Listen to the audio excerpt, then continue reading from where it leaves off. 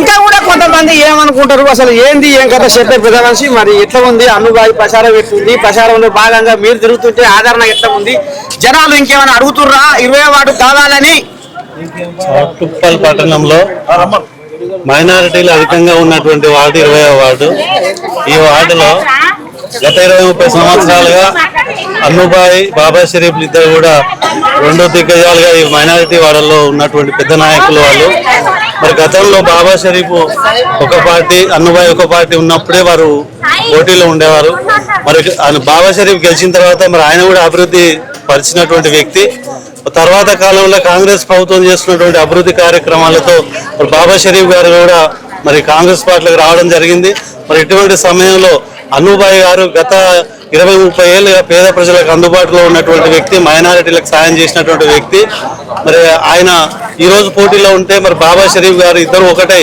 మరి రెండు దిగ్గజాలు కలిసి ఇవాళ పోటీలో ఉన్నటువంటి వ్యక్తులు మరి ఇటు మహిళాధరణ ఇటు కాంగ్రెస్ ప్రభుత్వం చేస్తున్నటువంటి సంక్షేమ పథకాలు కానీ ఫ్రీ బస్సు ఉచిత విద్యుత్ మరి వాటి పట్ల మహిళలకు ఆదరణ ఎక్కువ ఉంది మరి వీరి యొక్క సేవలు మరి ప్రభుత్వం యొక్క సేవలు గుర్తించుకొని ఇవాళ బంగారుగడ్డలో ప్రజలు పెద్ద ఆదరణతో అన్నుబాయికి మద్దతు తెలుపుతున్నారు మరి వారి విజయం ఖాయమైనట్టుగా మనకి ఎన్నికల ప్రచారంలో మీరే చూస్తున్నారు మరి తప్పకుండా అన్నుబాయి గారు మరి ప్రజల మద్దతుతో మరి భారీ విజయంతో బంగారుగడ్డలో 20వ వార్డులో విజయం సాధిస్తారని మరి ఎన్నికల్లో భాగంగా మా గ్రామ సర్పంచ్ భీమిడి ప్రదీప్ జీ గారితో పాటు నన్ను ఇక్కడ ఇన్ఛార్జిగా వేయడం జరిగింది మరి వారితో పాటు మేము 20 రోజులుగా ఇక్కడ ప్రచారంలో పాల్గొంటున్నాము మరి ప్రజల మద్దతు చూస్తుంటే అన్నుబాయి గారి విజయం సులువుగా అనిపిస్తుంది ఆయన చేసినటువంటి సేవలు రాజకీయాలకు అతీతంగా ఆయనకు ప్రజలకు అందుబాటులో ఉండే వ్యక్తిత్వం కలిగిన వ్యక్తి దానివల్ల ఆయన విజయం సులువుగా ఇక్కడ జరుగుతుంది మరి ఆ పోటీ అభ్యర్థులు నామమాత్రంగా ఉన్నారు ఇక్కడ మీరు మహిళాధరణ ఈ ఓటర్ల యొక్క స్పందన చూస్తే మీకే అర్థమవుతుంది ఖచ్చితంగా మేము ఈ సీటుని మా ఇన్ఛార్జిత్వంలో ఖచ్చితంగా గెలుచుకుంటామని చెప్పి తెలియజేసుకుంటున్నాం ఇప్పుడు ఇక్కడ సౌటుప్పల గడ్డ మీద 20వ వార్డు జనాలు కూడా ఉంటూ సౌటుప్పల గడ్డ తీసుకున్నారు జనాలు గతంలో బీఆర్ఎస్ పాలన మీద ఎందుకు ఏ రకంగా ఇసుకుపడ్డారు ఎందుకు అంటే గతంలో కేసీఆర్ గారు 10 సంవత్సరాలు సీఎం గా ఉండి పేద ప్రజలకు చేసింది ఏమీ లేదు 10 సంవత్సరాలు ఒక కొత్త రేషన్ కార్డు ఇవ్వలేదు ఒక కొత్త పెన్షన్ ఇవ్వలేదు అంటే బంగారు తెలంగాణ చేస్తా అని చెప్పిన వ్యక్తి పేద ప్రజలకు ఏం చేయకుండానే బంగారం ఎట్లా అవుతుంది పేద ప్రజలకు నువ్వేమైనా చేస్తే నువ్వు నిజంగా మామూలుగా ఉన్న మనుషులు నువ్వు గడ్డని బంగారం చేస్తున్నావు అనుకోవచ్చు నువ్వేమన్నా ధనిక వర్గాలకు కొమ్ము కాసినటువంటి వ్యక్తివి నువ్వు పేద ప్రజల కోసం చేసింది ఏమీ లేదు మరి అటువంటి సమయంలో ఇవాళ రేవంత్ రెడ్డికి మద్దతు తెలిపి ఇవాళ కాంగ్రెస్ పార్టీ అధికారంలో రావడం జరిగింది సంతోషంగా ఉండి వర్లి గొంతు పోయింది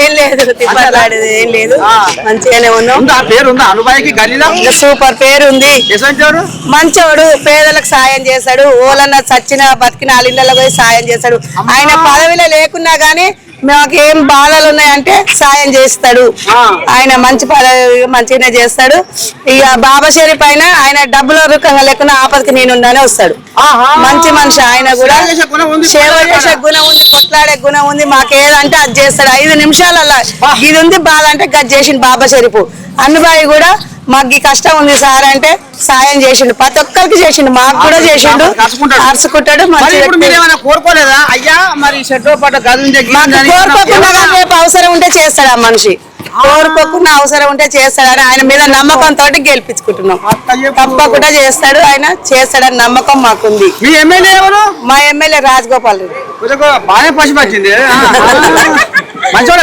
మంచోడే ఆయన మళ్ళీ అలా పోయినా గానీ మంచోడు అని మళ్ళీ గెలిపించుకున్నాం ఆపద మాకైతే ఇంతవరకు రాలే గానీ వచ్చిన వాళ్ళకి సాయం ఉంది ఏం చేసినా అన్ని చేసిండు ఇప్పుడు ఈ దావకారు ఇంత పెద్ద కట్టించిండు ఈ ఊళ్ళో గోరీల చుట్టూ గోడ పెట్టిస్తుండు ఇంకా మొత్తం పెట్టిస్తున్నాడు మంచి నీళ్ళు అయితే సాగర్ నీళ్ళు ఇస్తుండు మాకు నీళ్ళకి బాధ లేదు ఆయన వల్లనైనా బాబా షరీఫ్ వల్లనైనా మాకు నీళ్ళకి బాధ లేకుండా ఎక్కడైనా సాయంకాలం కూడా నీళ్లు పోసిరు మా ఆడకట్టకైతే నీళ్లు పోయకుండా చేసిండు బాబా షరీఫ్ ఆయన వల్ల ఆయన కాడ కొట్లాడి తెప్పిస్తుంది కాబట్టి మేము తప్పకుండా గెలిపించుకుంటాం అన్నబాయి ఆయన గెలిపించుకొని సర్కారు పథకాలు అందుతున్నాయా మీకు?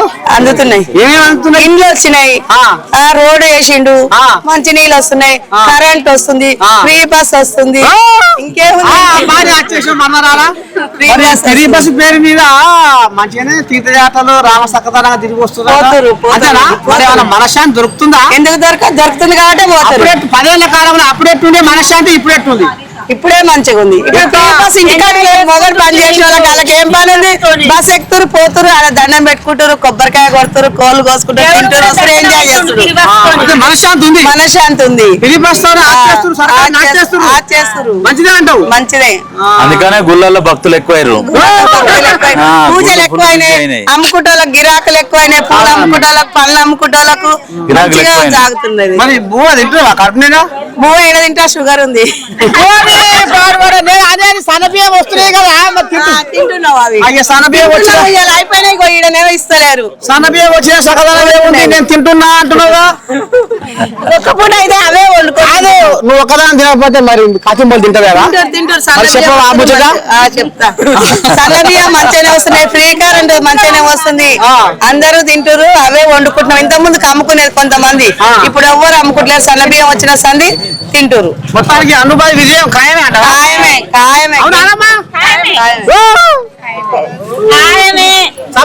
రావాలని కోరుకుంటున్నాం. అనుభవి విజయం ఖాయమే అంటవా?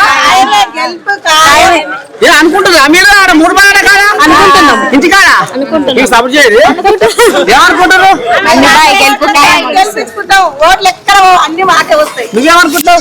అన్నుబాయి పక్కా గెలుస్తాడు అనుకుంటున్నా. అమ్మో చిన్నది ఏం కాదు.